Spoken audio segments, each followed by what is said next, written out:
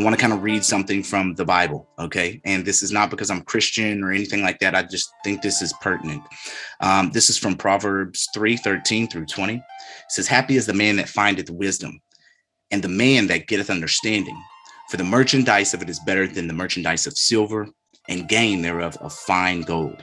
She is more precious than rubies, and all the things that thou canst desire are not to be compared unto her. Length of days is in her right hand, and in her left hand is riches and honor. Her ways are ways of pleasantness, and all her paths are peace. She is a tree of life to them that lay hold upon her, and happy is everyone that retaineth her.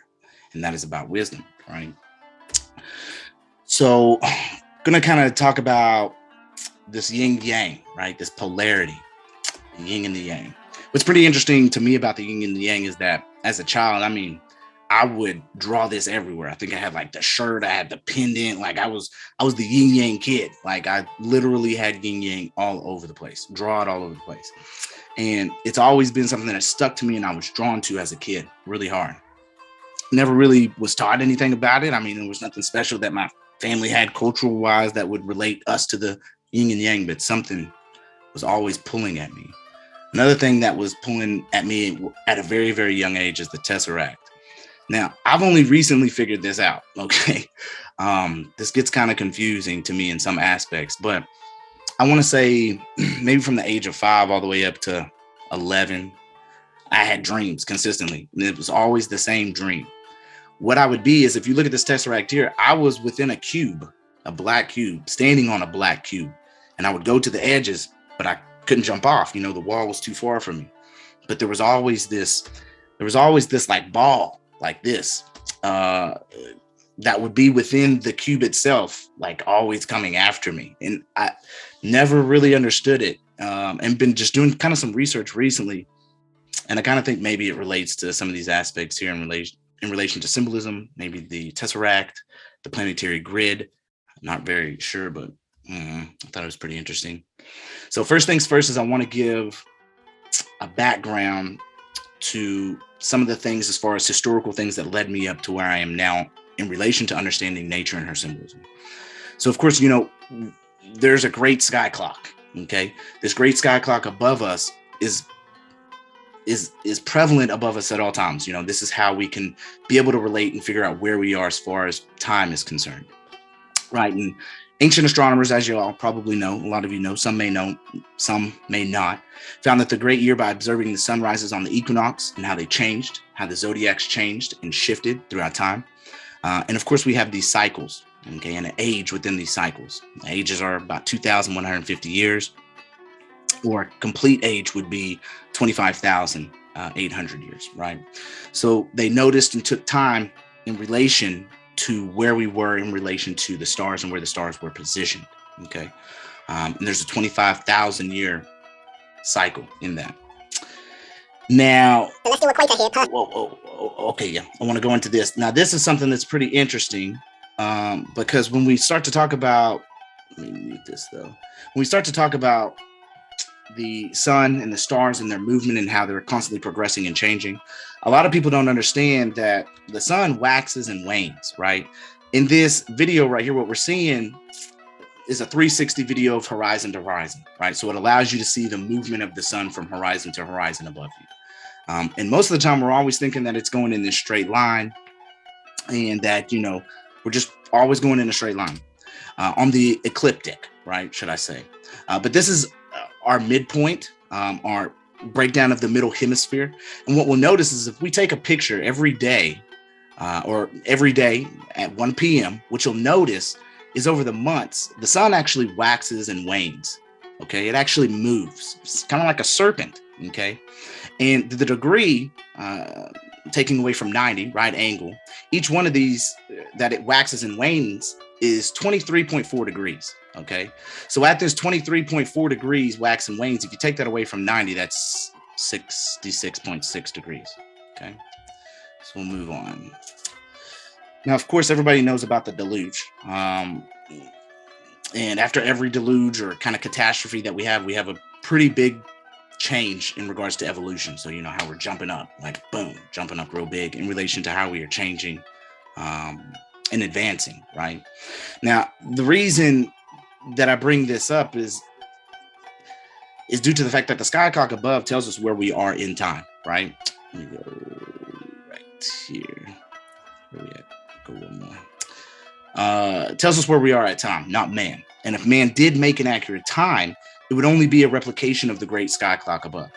So with this being said, we can move forward to understand how the current chronology or calendar dates were formed. But most are unaware and simply just think, before and after Christ's death.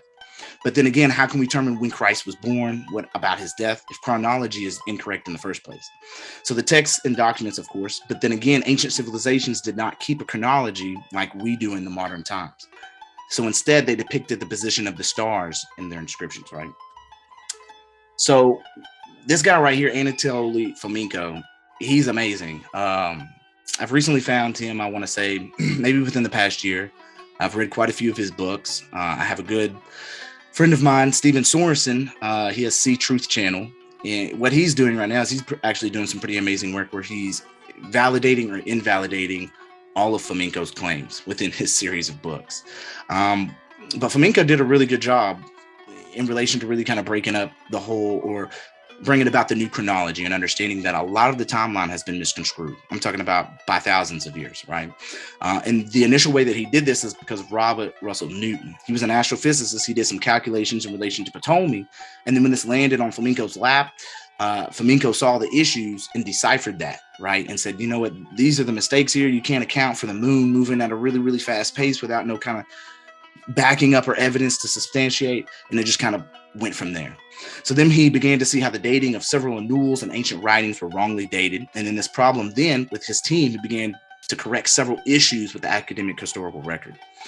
His work is very, very extensive. And a lot of people don't know like how important this just shows where the truth community is in a sense, because this guy's so important.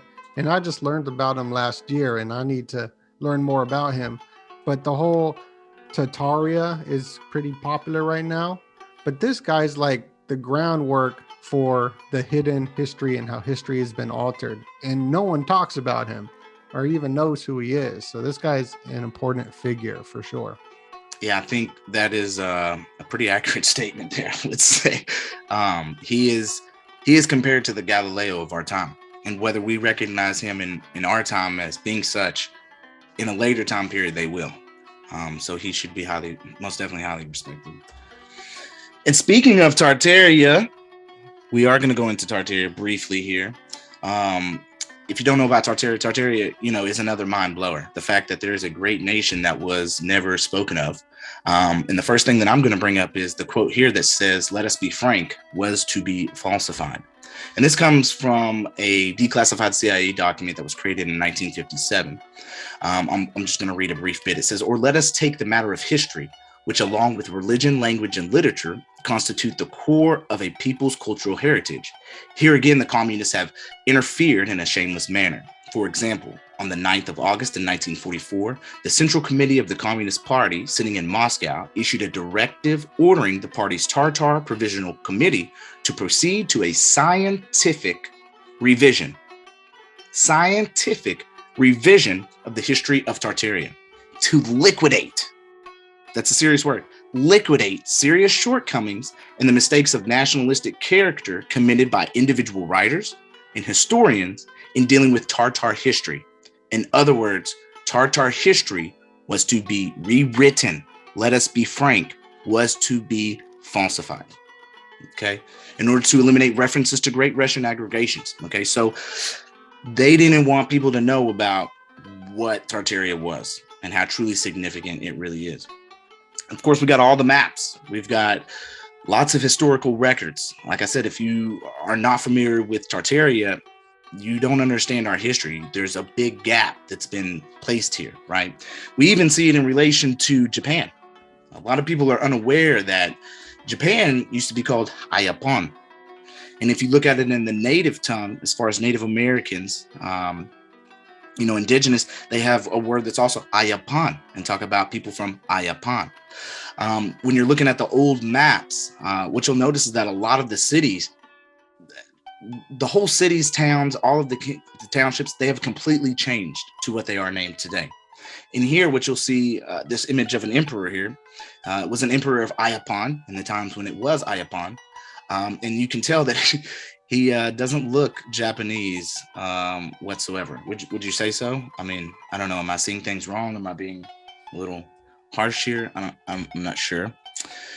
But then even more so when you start to look at the aspects of the big baths, the huge books, the understanding of documentation that we have in relation to marriage, marriage rituals that they would do in relation to Tartar's practice, as far as the bride chase is what they called it.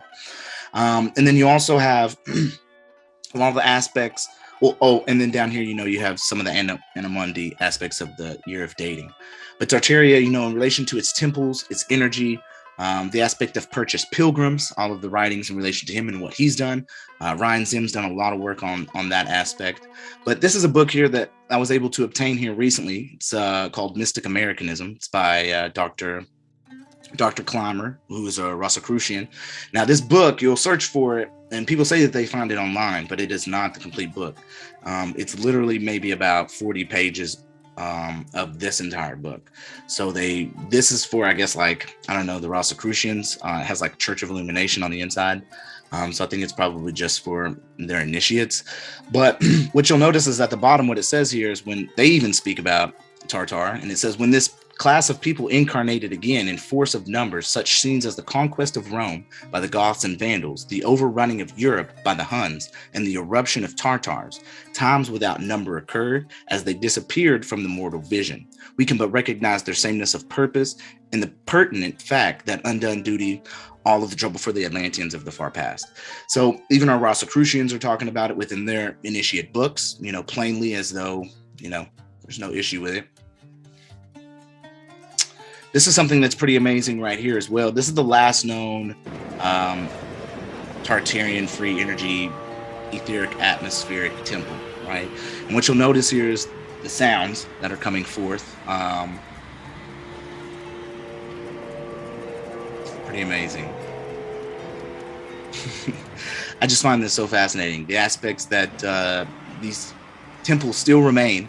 And even when people record these and show that they still work and remain, people are like, yeah, that's debunked. That's CGI, bro. That's not going to work. But you can still actually go to Cambodia and visit this. This is the Royal Palace in Cambodia. And it's the last known etheric energy machine. Here.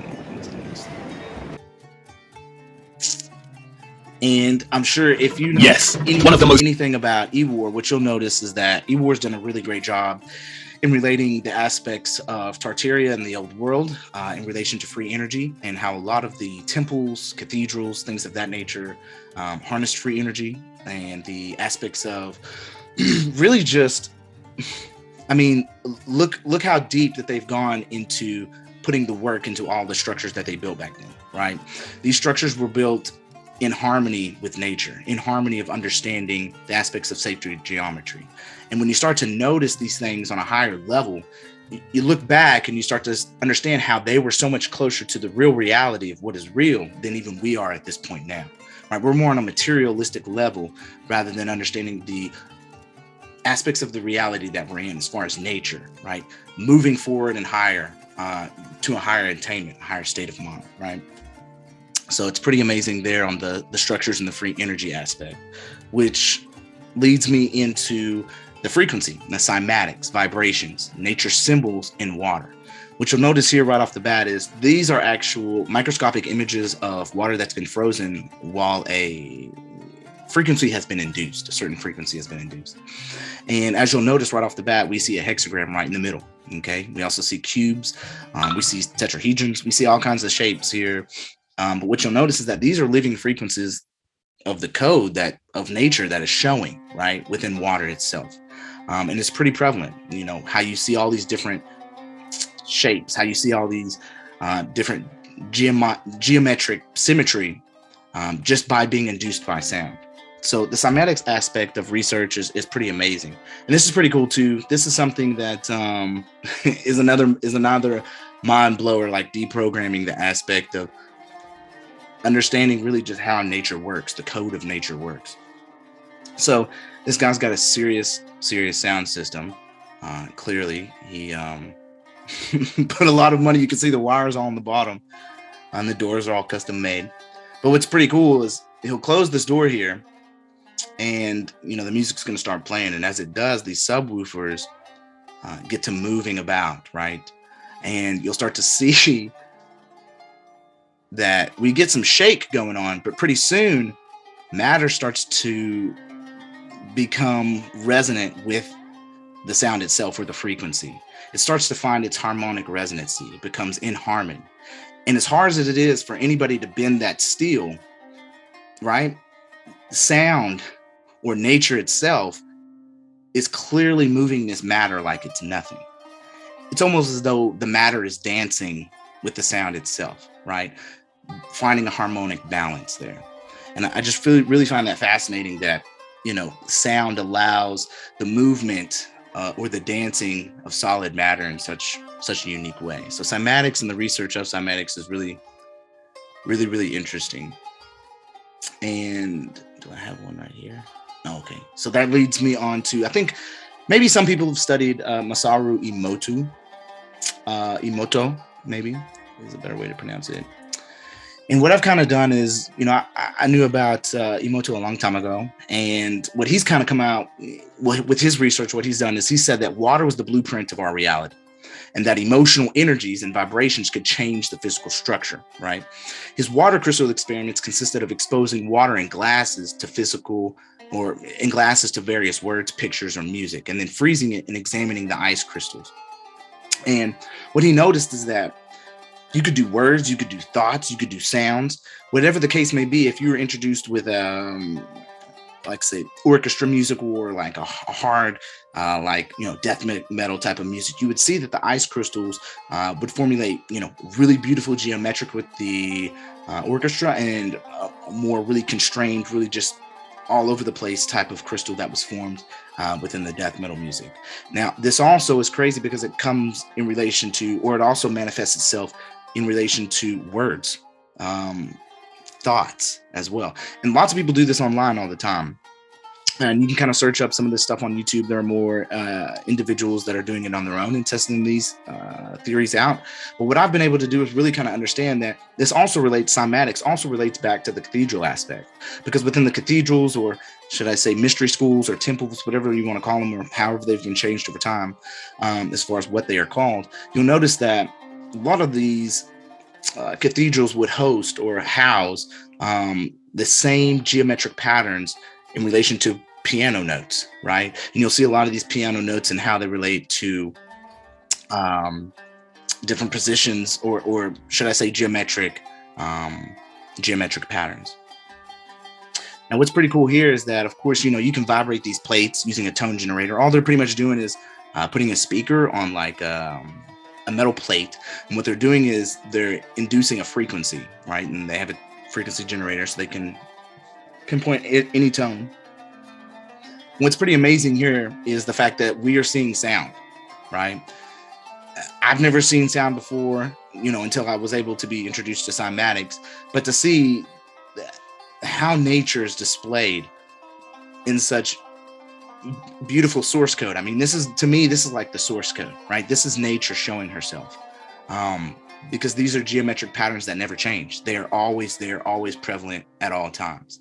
It's like the divine principle of sound and what always remains and what is. And it just shows the encompassing of everything that is, the divine. So this one's pretty cool as well. So I noticed this a while back, but within all of these cathedrals, temples, structures of very high magnitude, they would always house these like huge organs, which of course is going to give a vast amounts of frequency. Now, I think the vast amount of frequency maybe has something to do in relation to healing. Maybe it has something to do with energy aspect. I'm not quite sure. I haven't pinpointed it down to the exact of what I would like it to be. But I wanted to see if anybody can notice anything that's a little odd here. Anybody? Doenut, what about you, brother? I'm looking at the chat. I know what's up, but yeah. Does anyone see anything weird? Put it in the chat. Let's see. That's wild, bro. The whole sun thing that you're talking about the sun. Remember Mario, the video game on Nintendo? Yeah. How the sun chases you? Yeah. And it chases you in that pattern. Like where it's doing that, and that's what it freaked me out because that level was hard. The serpent. The organ is behind, not in front, Alex. Now, this is what's right there in the windows of this huge congregation. Now, this congregation to me is pretty big. They look to be a good group of people. I wouldn't say that they're nefarious at all, right? Huge organ in the back. But again, the pentagram is up in the windows. Now, the way I was grown up, or the way that I was taught, growing up, was to think that would be evil, right? That this is Satan worship. But this clearly has nothing to do with Satan whatsoever, okay? Another prime example of a stolen symbol is the swastika, okay? Now, few world symbols are more pregnant with real cult meaning than the swastika, okay? It is symbolized by the figure 6. For, like that figure, it points in its concrete imagery, as the ideograph of the number does, to the zenith and to the nadir, to the north, south, east, and west. One finds the unit everywhere, and that unit reflected in all and every unit. It is the emblem of activity of Fohat and the continual revolution of the wheels, right? And of the 4 elements as well, the sacred 4, right? And in the middle, you'll see this monk here. What is he throwing up, a 666? I mean, what's really going on? Have we lost the understanding of, he's not really out here throwing up devil signs, right? So that'll bring us on to the reclassification. Now, Christian missionaries tried to classify the swastika as diabolical, thus trying to destroy one of the oldest sacred symbols, which is also at the origin of their own Christian cross. So the right-handed is called the swastika, while the left-handed is sometimes called the swavastika, okay? If clockwise movement signifies natural evolution and life, the counterclockwise indicates regression or death, and is an inversion of nature. So the Nazi swastika would represent this inversion. Now, as you'll notice, what's pretty cool about this picture is that it kind of breaks down a lot of the aspects of what the swastika is and means. A lot of the times you'll just see the symbol and not see all of this information tied with it. But one of the first things I want to bring to your attention is you'll see that there's an air, fire, earth, and water. Okay, you'll see in the direct middle is the hexagram, which is the as above and as below, with the all-seeing eye in the middle, which indicates God and the encompassing of God within everything. Then you'll see the sun overlapping that. And then behind that, what you'll notice is the spine of your own self, of your own being, right? And then we have the plane of consciousness. You'll see that this has a vital heat, and you'll also see that it has a radical moisture going over to the sun and the moon. And this is in relation to alchemy. Okay, this is more in relation to the alchemy side of things and the vital heat and radical moisture. Now, this guy is something that's really, this guy right here I love, and I wish I could beat him personally, and hopefully someday I can. He goes by Grandmaster Wolf. And what he does is he really kind of demonstrates the aspect of being able to control or being able to manifest or change reality in the matrix. He understands the matrix. Now, what you'll see is this black balloon within 2 clear balloons. And what he's going to do is remotely influence and pop this balloon without using anything but his mind and hands and the energy. This guy does all kinds of amazing stuff in relation to chi energy. And this just goes to show you that there's more to this world in relation to nature and understanding nature and bringing yourself about than we've been told from before. This right here should open up some eyes in relation to the matrix that we're in. So now what I want you to notice here is the serpent rising the rod in the middle, okay? The spine, the chakras. And then what you have is the 2 pillars on the left and the right, the sun and the moon, the light and the dark, the duality within nature, right? And this is one of the oldest images that we know of as far as the serpent and the rod, right? When the centers of the body are nourished by the spinal fires descending through the black serpent round the famous staff of Hermes, it is negative. While those who are raising these powers and unfolding the spinal system are known to be positive, and they are nourished by their ascending white spirit of the wisdom raised by Moses in the wilderness. And if you remember, if anybody's read the Bible and remembers, Moses had that staff and he threw it down and it turned into a snake. But not only did he do that, also did those Egyptian mystics, they were also able to do those things as well, right? So this goes on to understand that one of these symbols, as far as the rod and the staff, or the caduceus, has been around for a very, very, very long time, right? And it gets deep. It gets deep because these are also tied into, this gets tied into religious aspects. When they think of the serpent, they think of the serpent as bad. The one that induced, Eve to eat from the fruit, which caused all this issues in the first place. But we have to start to understand these symbols in relation to the tree of life as an ancient symbol. It's seen around the world in various traditions. Of course, it is an important concept that the Kabbalah closely resembles the ancient Sumerian and Assyrian tree of life as well. And these are seen on numerous carvings and cylinder seals.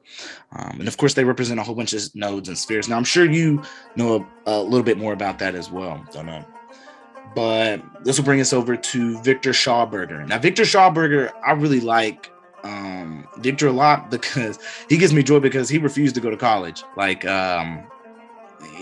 he just wouldn't go to college. He would believe that he would lose his intuitive gifts if he went to college, because they'll teach you something, you're going to take it, and then you're not going to do your own research from there. But Schauberger, what he does is he provides us with a comprehensive and holistic approach to understanding nature. He created what we now recognize as the quantum or subtle energy effects of water. And his model was always to observe and to copy nature. And what he did is, he really did manifest a lot of the things that you can see in nature and how they relate. There's been a lot of machines that have been made based off of his research. And what you'll notice, though, is right in here in the center of it all is the pentagram. Of course, another symbol that they've taken away from us. But something here that I love that he says is, as the sophistication of science increased, so too was its widening estrangement from nature and lack of real appreciation of her underlying patterns. And these are the underlying patterns that we just spoke of, right, in relation to cymatics.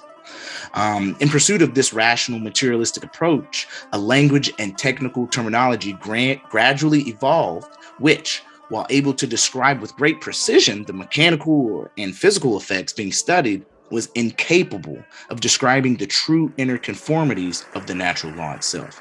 And I feel like that's kind of what science does. It's taken us away from understanding, they want to give all these terminologies and all these words, and it's like you have to learn just a whole new language just to understand what they're talking about, instead of just talking about it, in layman terms. But what they've done is they've taken us away from nature and understanding what is real. It's almost like they've hidden it with all this language as well. Now that takes us into the golden ratio. Of course, we see golden ratio in anything, in almost everything. The phi in relation to the frog skeleton, spirit and matter, our vortexes in relation to hurricanes, tornadoes, right? We can see it within our 5 hands, or we can see it within our hands with the fingers. You can see it within shells, the pentagram itself. Let's see how the sun moves throughout the year, as we saw earlier, how it waxes and wanes and moves as a serpent does across the ecliptical. We'll see it right here. Is if you take a picture every day, this is the movement of the sun, right? The movement of the sun itself shows its divine principles. And then, of course, everybody knows about that guy who grew out his fingernail so long, the Guinness World Record, and you'll just notice the spiral in itself. So it works within us on a micro scale as well. Now, this is for all my donut factory people inside the donut, the toroid, right? And what you'll notice here, again, is the pentagram at work. Okay, the star tetra holds geometry and the colors of the prism within itself. Another one here is, as we'll see on the toroid, right? You have the pentagram again, the flower of life, the toroid. This is on a frontal view. These pentagrams are consistently showing itself over and over within nature. And then, of course, man is the pentagram in itself. You stand up, you understand that you are a pentagram. Now, on this aspect, we see the toroidal, which is the micro and the macro aspect of things, right? So below, so above. And we'll get into this here in a minute how it relates into the hexagram. But as our body in itself is a big encompassing energetic system, forming a toroid in relation to the phi, in relation to the golden ratio, also within is our heart, right? Now we're starting to understand more and more, thanks to Dr. Tom Cohen, to understand that the heart is not even a pump. right? And I would go deeper into that aspect, but there are people who have gone deeper into that aspect that really present some pretty phenomenal information in relation to our heart not even being a pump in itself. So it's pretty amazing where we're starting to take ourselves in relation to understanding our own body. Now, the hexagram is really important because in this image here, what you'll see is that a lot of the times we mistake the cube and take it into meaning nefarious things. And that's in relation to, again, things being stolen from us, being taken away, right? If you can take something away easily enough, generation after generation, and then label it bad, you're not going to have people looking into it as much, and they get confused. And that's exactly what they want, because they don't want, the powers that be don't want you to understand who you truly are and how nature manifests itself all around you, and how powerful you are, because then they have no control. But what you'll notice here is that the hexagram, of course, has the hexagon, and within that hexagon can then be formed a cube. Now, if you take away just the sides of the cube and look at the inside of that cube, what you'll notice is that is also a peace sign, if you just throw a circle around that, okay? Now, we look at this cube, and what does it unfold to? Well, it unfolds into a cross with the rose in the middle, the rose and the all spark being within you. Opening yourself up to the understanding of the divine principles allows that rose to bloom, allows that rose to illuminate itself. And this is how the Rosicrucians kind of speak and act. Now, another thing here is that's pretty amazing. This is a lot of different imagery, I know, in one picture. But what you'll notice is that you have the four elements on the fingers on the bottom, with ether being the fifth. If you go ahead and put your fingers all together, okay, put your fingers all together like this, the mudra, okay, of infinity or infinity, what you'll notice is it makes a pentagram as well, okay? Now, if we were to take that pentagram and fold that pentagram up, okay, what we'll see is a pyramid, that pent pyramid. And if we're looking at it, all of the degrees are 60, okay? We'll also see it in the hexagram as above, so below. And we'll keep moving forward here. This is pretty amazing because what we'll see is that within this pentagram, another pentagram can fit. Infinity on infinity on infinity on infinity, perfectly within itself. Of course, that good old Star of David, that seal of Solomon, right? I don't know if y'all see it yet, but there's a Baphomet here, right?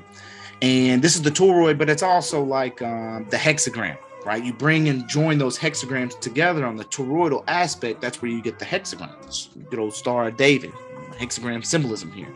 But this is in relation to the as above and so below. Now, I know you don't remember nothing about being a sperm and finding your way into the higher enlightenment of life, okay?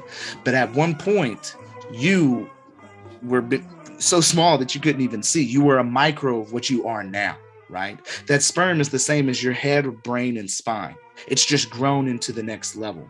But what I think that some of the aspects that we haven't done is we haven't taken now this body's growth and taken our spiritual aspect, our soul aspect, and continually grow it up through ascensions to be able to reach the final and high attainment, right?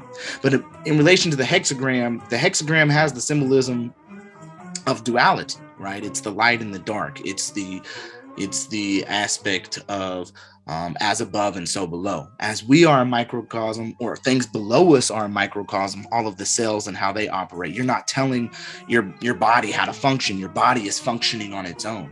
This is its own ecosystem within that operates on its own network, on its own communication basis, right? Just as we do here through our cell phones and wires, right? There's a microcosm of the macrocosm. And we here now in this aspect, in these bodies and how we think, we are a microcosm of the macrocosm above. And that's how it comes down to the as above and so below. It moves in multitudes. The golden ratio applies to storms, plants, matter, the micro of the macro. But are we fulfilling the order of all, or thinking only for ourselves, right? So according to the Jews, there are two great worlds. It's the higher, the higher or superior world was called the macrocosm, and it rules the divine man. Prosophis, the lesser world and lesser sphere was called the microcosm, little cosmos, right?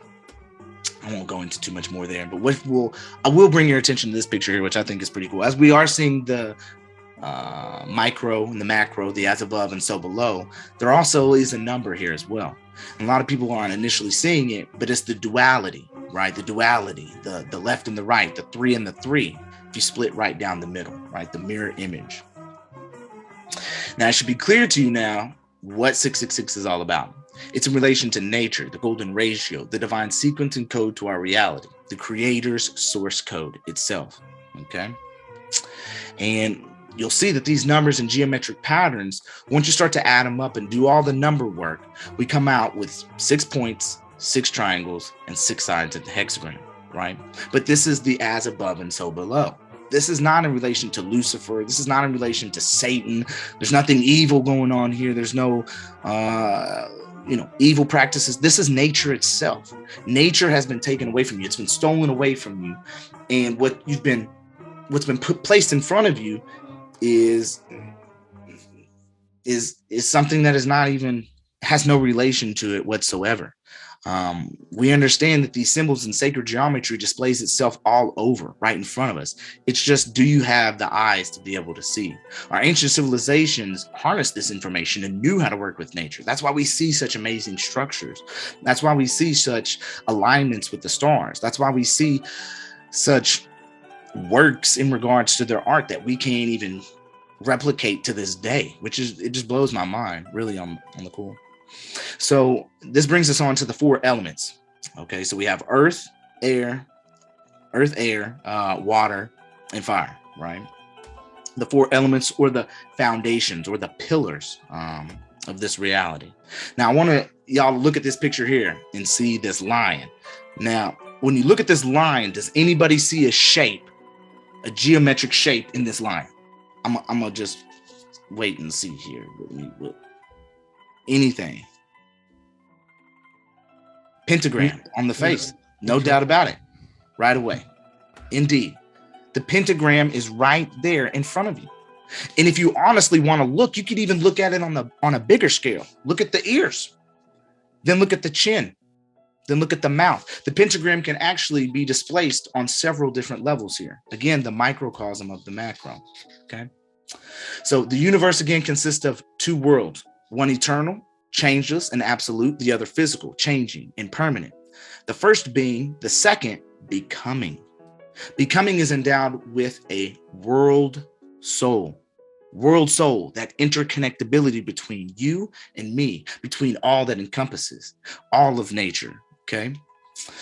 The cause of the universe is divine craftsman, the demiurge, who fashions the universe from immutable archetypes, forms, or ideals. Okay, and this is pretty important, because I think what it starts to dive into is the aspect of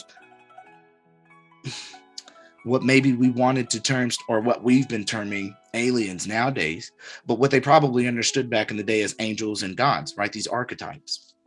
So, but what's pretty, this is more or less in the Pythagorean cosmic. Let me see, where are we at here? So the great idea, or evolution, or archetype, we know that this was the time of wisdom was brought about by the elements in nature. And in this, they began to do works, or alchemy, magic, and more. They understood nature and its symbols and had a deeper relationship with nature. And this wisdom was brought about by Enoch, Hermes, Mercury, Thoth, all the same people. These are the symbols that bring about the intelligence or knowledge that we need to move forward and understanding the realm and how it works. Now, are you familiar with the legend? Are you familiar with the stone, the elixir of life, okay, that can transmute any base metal into gold? Alchemy is the art of imitating and accelerating nature. It is a nature art and science. And in alchemy, we really do not make anything. All we do is provide a condition for nature to do what nature does every single day, right? So the philosophers, So the Philosopher's Stone is not really made by the alchemist. It is made by nature, right? Because we just are excelling nature in its process. The alchemist only provides the conditions so that nature can operate effectively and without being distributed or disturbed. The Philosopher's Stone is a natural occurrence of nature. In fact, it is the aim of nature, right? We're getting back to that going higher and reaching the higher attainment. Nature is always reaching higher, no matter the case may be. But are we as a civilization, as a society, as humans itself, right? So alchemy is nature. And what you'll start to notice here is the alchemical table of symbols. Now, within this alchemical symbol of tables, you'll see a lot of symbols that are a lot of the times also used and related to, ill-gotten things.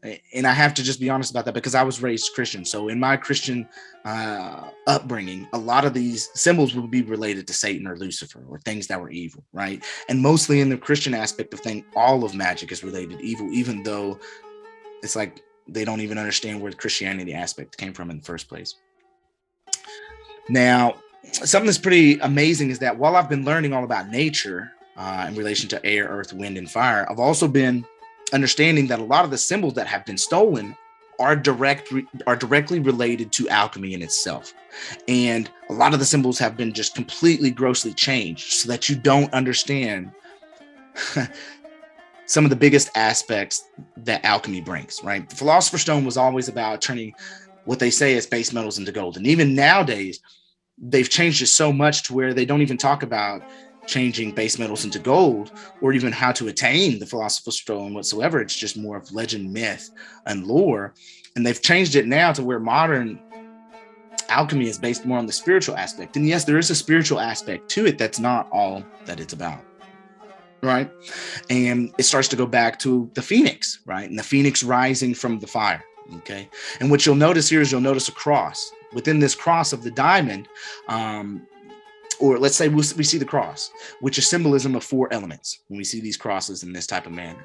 Then we'll see this crystal, right? This crystal is actually the tincture or the tincture in which the alchemist would use in relation to actually cooking up what he needs to cook up into the lab, right? Or whatever he's dealing with in his lab. And the phoenix would symbolize a regrowth, a rebirth, right? So, and out of its own self, out of its own fire. And something that's pretty amazing here is in this other image, what you'll notice is you have the sun and the moon. You have the water and the air as well. All 4 elements are in each corner. And within the tincture of what the alchemist would use as far as his chemistry lab was concerned is you see the angels in here. These angels are in here doing work. They're directly giving their energy into clearly a man that is dying. But this is not a man that is dying. This is actually symbolism of what is happening within the tincture itself, the death. That's why we have the crow on top, the black, right? That it's a process. It's showing that through a certain alchemical process, you should be reaching a black stone. You should be reaching something that's gross and black, the death, right, of something. But in the process of nature, just like any other cycle in life, as we see in the wintertime, the leaves fall. And as those leaves break down, they also bring about new life. The mushrooms begin to grow. That death, right, that death cycle, the life cycle brings about new growth. And in the same process, this is also happening within alchemy. As certain things die out, they bring about new growth from themselves, which is the phoenix. The phoenix within the fire that burns, raises up and lives for 1,000 years, dies, but from its death, rises again. And this is all about the alchemical processes. And it kind of relates me to understand that some of these depictions, especially in this one here, is showing angels at work, but that these angels are actually just symbolizing nature and how nature works, right? So we're seeing that we have these relations of angels being nature and how nature is angels and how everything is operating and these angels are keeping things in order. And again, more symbolism here in relation to the phoenix, the peacock. The peacock in itself is very, very, very important to the alchemical side of things and what has been taken away, right? So a peacock's been another stolen symbol that has been taken away because they want to use it for nefarious purposes, but they used it, the peacock, as to understand all the all-seeing eyes, right? All of the beads or the eyes within the peacock, and how it loses all of its feathers, but again, grows them back again to be of perfect essence. And it's the same way, and this is all in relation to alchemy in itself, how certain substances with nature, you take it through a certain process of, which we will get into in a later series. I definitely want to present people with the alchemy side of things a little bit more deeper. But as things go through a process, they die out. And as they die, you continue the process further and they have regrowth again, right? So it's just using the cycles of nature itself. Again, the phoenix, a mythological bird said to live hundreds of years, then die in a ball of fire from which it is born again from the ashes. This symbol represents nature's process of generation from corruption. All things must be destroyed before they can further develop. All things must be let go, right? We've been talking about letting go. So all things must be destroyed before they can further develop, okay? This fundamental concept applies to all things, including the stone, the philosopher's stone, which we've been talking about, and in our civilization. In alchemy, the symbol usually represents the red stone, or the entire process itself. And as you'll notice within this pictures, we have two phoenixes, one being the sun, yellow, one being the moon, white. Okay, the as above, all below, which is the hexagram in the middle, and the all encompassing in the middle, which is God. And we have a red pentagram and a white pentagram, the red stone and the white stone. These red stones and white stones are not lore, it's not legend. These are real. And I want to give you the secrets of this. It's not even secrets. I mean, it's out there. It's just people are not understanding and really not looking into how significant this really is, and the change that this is going to bring once people start to understand what the philosopher's stone is. Okay, so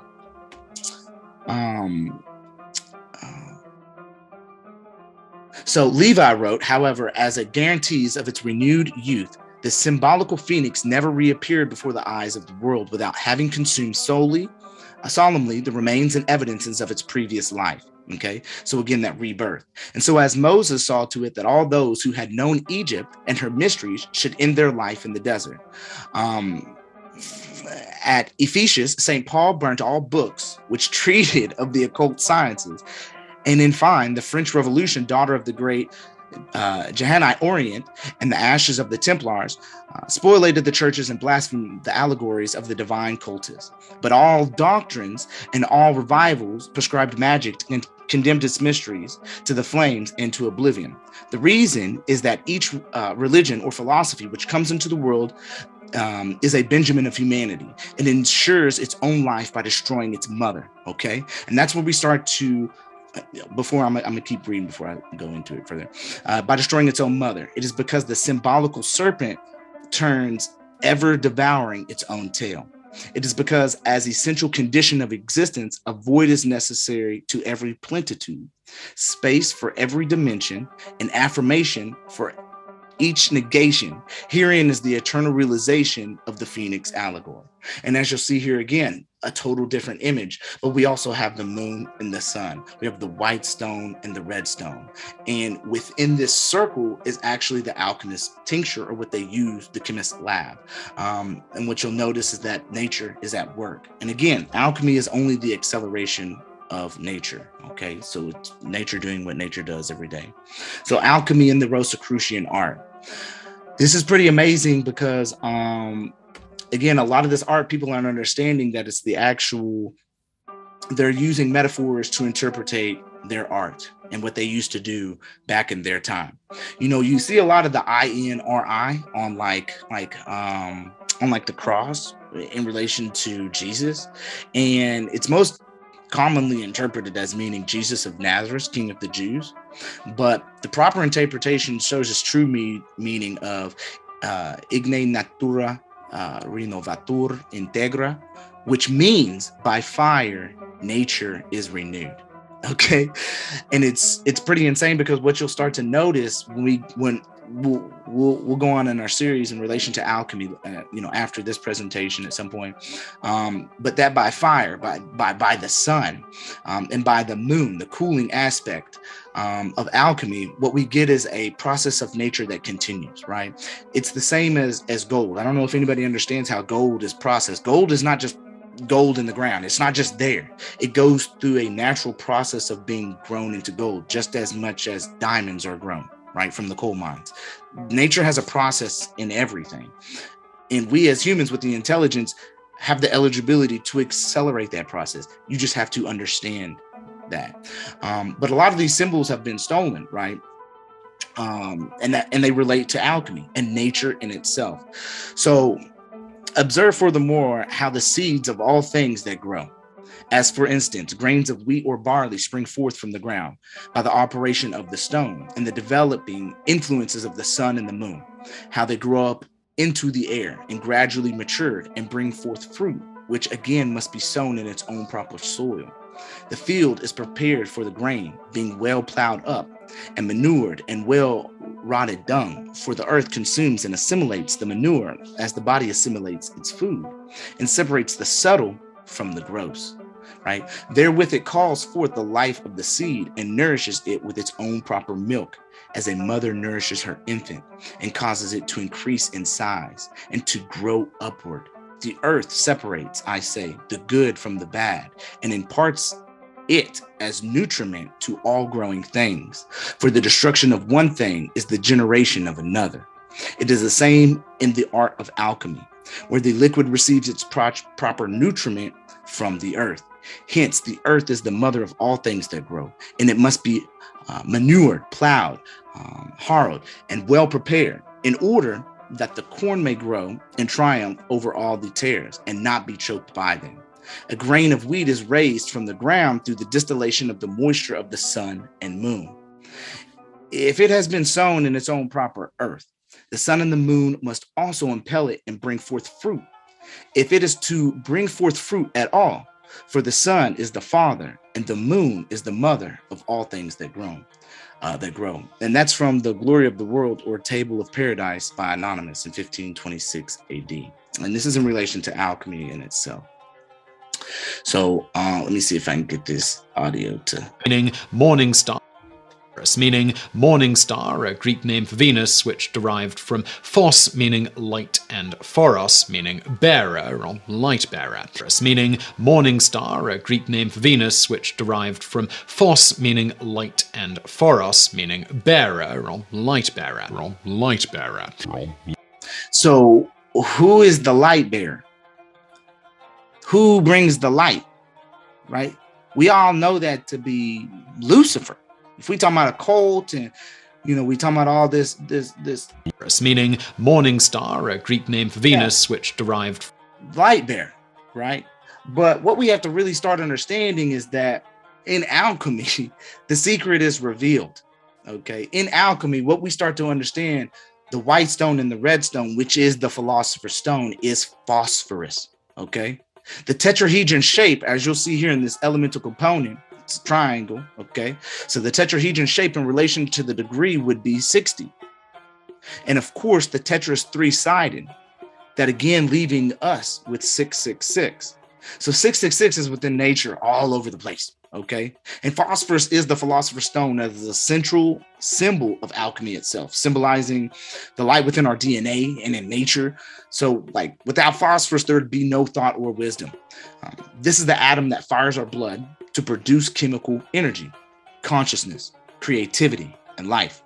It is the fiat lux, light of all. Horus is known as the son of truth, the god of light and the light bringer. Phosphorus is also known as Lucifer, the morning star, and got its name because it glows in the dark like the planet Jupiter. It is the light bringer who, in Hebrew, is known as Hillel, because phosphorus is the number one chemical substance in nature and life that brings light to the dark. Nothing in nature compares to it. And this is why our ancestors had left us so many clues in ancient writings, such as the Bible, to help illuminate how creation was formed. And God said, let there be light, and there was light. Okay. And that will take us on to our last slide. Okay. Now this one, I got to leave y'all with something that you're going to be like, what is he talking about? Because if not, it won't translate into the next. I think I've probably taken up enough of y'all's time, but this is something that Jesus said in John 7:38. Okay. And there are many interpretations for this, But once you start to understand alchemy and nature and the process of how all of this works, it's pretty plain and clear. It says, he that believeth on me, as the scripture hath said, out of his belly shall flow rivers of living water. I'm just going to leave it at that for now on a mystery to see if maybe you can do a little bit more. But what I will say is that the Philosopher's Stone has been found. And on the next presentation, it's going to be in relation to alchemy and directly related to the Philosopher's Stone. But once we start to understand what the Philosopher's Stone is and how we can obtain it, where, phosphorus, we know it's phosphorus, but how we can obtain it easily, it starts to break down the whole system of everything and how we operate. Because there is a true, real way to turn any base metal into gold, and it comes forth directly from you.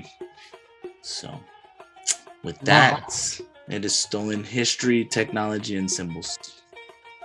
Amazing. Amazing. If anyone's got some questions, we can put you on the camera and you could talk. Just, I guess, put a comment in the chat box, or if you have just a question, you can put it in the chat box. So phosphorus, because I need to watch this video over again, probably like 10 times for me to let it soak in. But phosphorus, it even says Horus in it. I'm not sure if you said that, but it says Phosphorus, which I thought was interesting, as that's what Horus resembles as well. Yeah, it's wild. It is wild. The aspect that, even before, phosphorus was always within the Bible. Except what they ended up doing is that they took phosphorus and in the Latin changed it to Lucifer, right? So this was always known. It's just, that's another stolen symbol. But the aspect of phosphorus itself has true implications to understanding. You have the 666 right there in the elemental aspect of it when we looked at it on the elemental compound of it. I guess when you talk about, it's just a lot of the things have been stolen. They've taken so much from us in relation to the hexagram, as above, so below, the pentagram, how it's the divine proportion, the phi ratio, the understanding of the symbols in relation to just really the code and the matrix all around us, that is all around us, and how it's been changed to, the cube aspect, how, you have people standing on a cube. That could be the aspect of understanding the alchemical symbols, that the cube is the earth, right? The phoenix, a lot of the times when we see people even recently talking about the phoenix at the Travis Scott concert, and people are like, oh my God, it's a sacrifice. But are you really understanding where the phoenix comes from?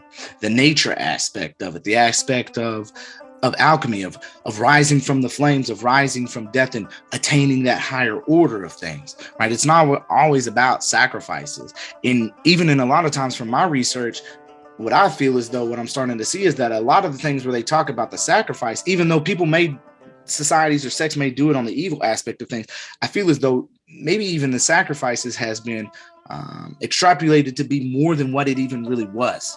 Right? They go and find these mass graves in ancient sites and let's say immediately, oh my God, these were sacrifices. Maybe what if they had gotten ill? What if they were poisoned and they were just all buried together? So, there's a lot of different plays and aspects of how people have a certain agenda and want to play out certain things to kind of formulate a certain mind frame as far as how people think about certain societies, because they don't want to let you know that they were advanced, that they had a higher way of life in relation to being in harmony with nature. But yeah, there's more to it, and I definitely want to get in touch, or want to get into that alchemical side of things more deeply, because I think people are going to really start to understand that their control can have no control once you have the intelligence on the alchemical side of things. It's really amazing. People are really liking it. A lot of compliments in the comment section. Any questions? Any questions? I also too, like when I was a kid, always drew the yin yang everywhere. Don't know why, but I always had a yin yang patch. I was drawing it everywhere. I even drew like cubes, like learning how to do the square and then the square and connected them. And then you learn the S and then you make the S logo in school. But like, why am I drawing these things? It must be something in our psyche from prehistoric days. And the way that everything was built, all like in those shapes, the Tartaria shapes, where it's all resonance to sound all over the world. And now people are just building plastic boxes to live in. Exactly. It is crazy. Our way of life is definitely degraded a bunch, but that's because we found ourselves enslaved to a monetary system. We've also lost our way of understanding what nature is and, moving higher in the attainment, right? It's like we see all around us that nature is consistently working to attain the higher, right? It's always moving up to attain the higher. But it's like we as a society, as far as humans, we've lost the knowledge, so we've stopped moving higher to that attainment. And we see the symbols all before us, right? We see the symbols all around us. It's almost like they're leaving hints, but we're not recognizing. And I think it's time that we start recognizing these symbols and applying them to our own life so that we can attain enlightenment as well. Not on like some crazy, like cultish, but really on a true enlightenment path. Sure. I really like that intro, the whole meditating part of it. Like the last few days, I've been searching for the outside world to make me feel good within. And I mean, I remember learning about a lot of these mandala symbols and the water and, and then like you get stuck in life and you kind of forget about it. You get busy, you got stuff to do, you got life to live. And it's just really nice to kind of come back and revisit it. If you like paintings, like you're an artist or you like a certain art or certain album, it's nice to revisit that album later in life. So I listened to this hip hop album when I'm 12. I like it. And I listen to it older in my 30s. I come revisit it and I can see the art. And so that's kind of what that intro that you had in the beginning. And then that vibration of the subwoofers. Yeah. So like they're playing this music. Like I listen to music and frequencies and all this. It's doing something to me, but it's not just the sound. Like there's thoughts. There's what am I thinking about when the sound is hitting me? There's so much other stuff. Or what am I looking at too? Like, am I looking at something positive while I'm listening to the song, and am I thinking good thoughts? So there's such a deep level to that, because somebody might have a positive feeling towards heavy metal. So if they're listening to heavy metal, this is just, they're listening to heavy metal and that's how they think positively. Michael Jordan's head coach, he wrote this book called, I don't know what it's called, but Michael Jordan would call him when he needed to get in the zone. And his head coach told him, you need to listen to music you listened to when you were a kid. And he's like, well, how would I know what song it is? And he says, it'll put a smile on your face. Mm-hmm. So don't listen to like the new trap music to get you pumped up to go play your game. Go listen to something when you were a little kid, and that will put you in the zone. So, I mean, so much. I like that. I like that a lot. I see two questions, so I'm going to answer this. It says, why was this called the vulgar period, Alex? It's a good question. I think it's the vulgar period because they've taken it away from the vulgar, right? This is the period of non-understanding. It could also be in relation to possibly the deluge. Maybe they took away, or the period in where they really infiltrated the people on taking away the information or the knowledge from the people, the wisdom from the people, so that they could implement their control. There was another question on how we could, I think it was, how can we use these symbols in our day-to-day to enrich our own lives? Yes, I think by recognizing these first off as not bad, and that's number one. That's how we can enrich our lives, is by understanding that they're not bad.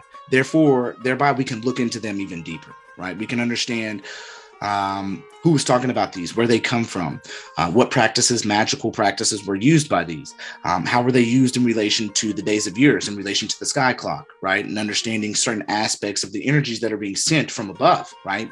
A lot of the times I like to think of, let me see here. Well, I won't touch base on that, but I think of enriching our own lives, I think is by first understanding that they're not bad for us. That allows us to look into them deeper and to utilize them within our lives. Then understanding what these symbols are, we can apply them to understand what their true meaning was. Since they were stolen and they were applied to mean so many different things in regards to Luciferian or Satanism, which Luciferian is nothing more than, I mean, I guess there's probably some evil aspects to it, even though I haven't found those. I can't see how even going into Luciferianism would be bad, because Lucifer is nothing more than the light bringer. It's Phosphorus. That's what Lucifer is. And if you think about it on an aspect of maybe like an archetype that was, casted down here, like I like to ask this question, which I just formulated this question up 2 days ago, which was, if you're a Christian, let me ask you this. I'll ask you this, Doenut. Were you raised Christian? No, I'm a Jew. Okay. Well, Well, let's say for like Christians on the Christian aspect of things, like if you were to ask them, are you able to forgive Satan or Lucifer? If you look that up on, that question online, most of your people are going to say no. No, you shouldn't forgive Satan, right? You shouldn't forgive Lucifer. But isn't the message of your whole religion is forgiveness? Love thy neighbor. We all sin every day. We expect God to forgive us, right? If we're sinning, what makes you, and in that aspect, who's to say that Lucifer or Satan didn't change the ways after the mistake that they made, right? They see that they made a mistake. Oh man, we messed up big time. Look what we did. We destroyed the earth. There was a whole deluge maybe that came about from that.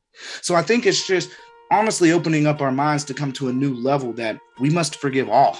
Right? You can't have just a little bit of hate and say, oh, I'm only going to forgive this, but I'm not going to forgive the entity or archetype that made the biggest mistake of them all. Because how is any one of us to know that this archetype, this entity, if this entity exists in the faith that we believe it, Idris, whatever the case may be, didn't change their ways. So I guess that's kind of an important aspect there. But it says, we've been given too many distractions. Yeah, and on top of that, like with the whole forgiveness and just, I got sober, and it was like an alchemical process to get sober, like getting connected with God, where what the process was letting go, surrendering, forgiving, all the stuff that was out of the Bible, I believe. And the Sermon on the Mount type stuff, where live the way like Jesus lived and forgive. And Jesus, what I liked was that he hung out with the criminals and he didn't avoid them. So when I was in this bad place spiritually and hurting, somebody was walking that path. And I didn't believe in God at the time. I kind of gave up on that. But somebody would hang out with me, even though I wasn't doing good in life, and then showed me, like, forgive, let go of the resentments, fix all of the wrongs that I've done. And in that process, and praying was like the biggest one. And through that, it was like alchemy in a sense, because it changed like my spirit. And it made me not want to go back to that lifestyle anymore of drinking or whatever it was. Yeah. So that forgiveness thing is important. It's hard. Yeah. It's hard though. And that falls right back to letting go. Forgiving yourself. Once you can let go and know that the mistake was made and that it's over with, you can move forward. Forgiveness is hard for a lot of people. That is a very hard emotion to overcome. I won't deny that. I think everybody goes through a lot of things to where they just can't forgive. But once you do, that is probably one of the biggest and strongest emotions that you can, display or have, is just to forgive and understand that we all make mistakes. Some are smaller than others, but forgiveness is really big. It's a really big one. Yeah, and the guy that was helping me, that was the first thing he said, what you just said. You need to forgive yourself first. Yeah. Yeah. Yeah.